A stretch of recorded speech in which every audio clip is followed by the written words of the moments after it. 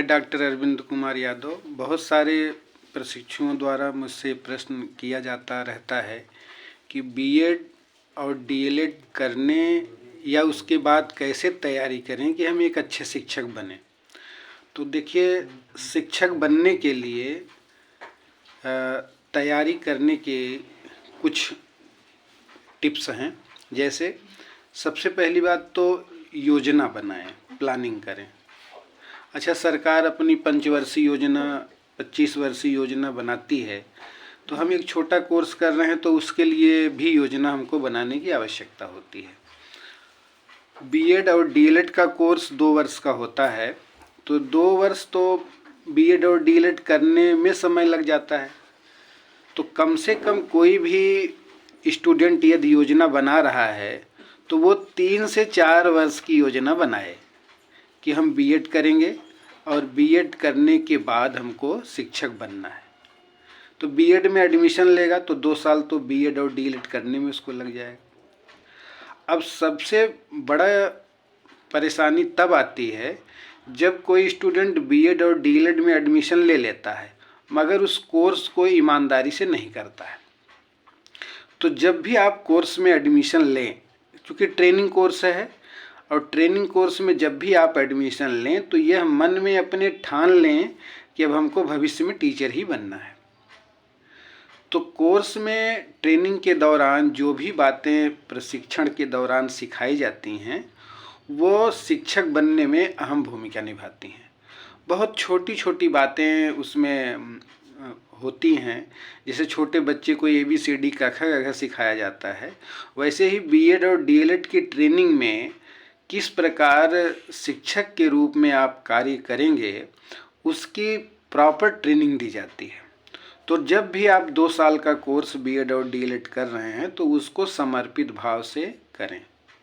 और भी जो तैयारी कर रहे हैं आप उसको करते रहिए, उसको छोड़िए मत, मगर उसके लिए कम से कम अपना 40 से 50% समय उसमें दीजिए।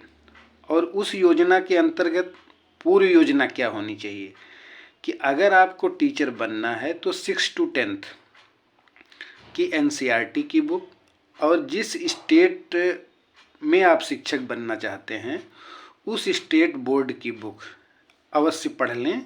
यानी ये बीएड करने के दौरान ही पढ़ लें, और बहुत कठिन नहीं होता। पहले 6 की पढ़ें, फिर 7th की, फिर 8th की, फिर उसके बाद आगे, और एक एक करके सारी पुस्तकें पढ़ लें।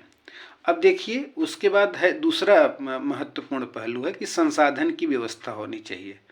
रिसोर्सेस कहाँ से आएंगे, तो यह एरिया के हिसाब से होगा। पहले की वीडियो में हम लोग बताए थे, डिस्कस किए थे क्लास में कि प्राइमरी लेवल और उच्च primary level memory level of teaching होता है। टीजीटी अंडरस्टैंडिंग लेवल 6 to 8 और 9 10 अंडरस्टैंडिंग लेवल ऑफ टीचिंग होता है। पीजीटी और हायर एजुकेशन जो होता है वो रिफ्लेक्टिव लेवल ऑफ टीचिंग की ओर अग्रसरित करता है। तो अगर कोई प्राइमरी और उच्च प्राइमरी के लिए कर रहा है तो उसको सभी विषयों की सामान्य जानकारी होनी चाहिए। इतिहास, भूगोल, अर्थशास्त्र, नागरिक शास्त्र, सामान्य तर्कशास्त्र, गणित, जनरल इंग्लिश, जनरल हिंदी। क्षेत्रीय भाषा है तो उर्दू, तमिल, तेलुगु, कन्नड़, मलयालम, उड़िया, बंगाली, पंजाबी, हरियाणवी, ये सारी भाषाएं भी उसको आनी चाहिए। अगर वह टीजीटी की तैयारी कर रहा है तो उसमें कुछ चुनिंदे विषय होते हैं, क्योंकि यहाँ पे स्पेशलाइजेशन हो जाता है। तो चुनिंदे विषय, जैसे कोई SST का स्टूडेंट है तो वह इतिहास, भूगोल, अर्थशास्त्र और राजनीति विज्ञान में से किन्हीं 2 विषयों में विशेषज्ञता हासिल करे, उसको अच्छे से पढ़े। फिर भी कुछ स्टेट्स में टीजीटी के साथ साथ सामान्य ज्ञान की भी परीक्षा होती है। तो सामान्य ज्ञान तो है ही, लेकिन पीजीटी के लिए विषय विशेषज्ञ होना चाहिए। जिस सब्जेक्ट में आप पोस्ट ग्रेजुएट हैं, मान लीजिए हिंदी में है, इंग्लिश में है, इकोनॉमिक्स में है, मैथ में है, जिसमें भी है उसमें विषय विशेषज्ञ होने चाहिए। इन दोनों में क्या ध्यान रखना है कि 12th तक की सारी किताबें, 6 से लेकर के 12th तक की सारी किताबें एक तरफ से पढ़ा हुआ होना चाहिए और शॉर्ट नोट्स बनाया हुआ होना चाहिए। अब इसके अलावा, ये तो बेसिक बातें हो गई, इसके अलावा क्या है कि उससे रिलेटेड और स्टैंडर्ड टेक्स्ट बुक क्या हैं, पूर्व में कौन कौन सी परीक्षाएं हुई हैं उसका प्रश्न पत्र देख लेना है। कुछ अभ्यास प्रश्न पत्र भी आते हैं, उसको भी देख लेना है।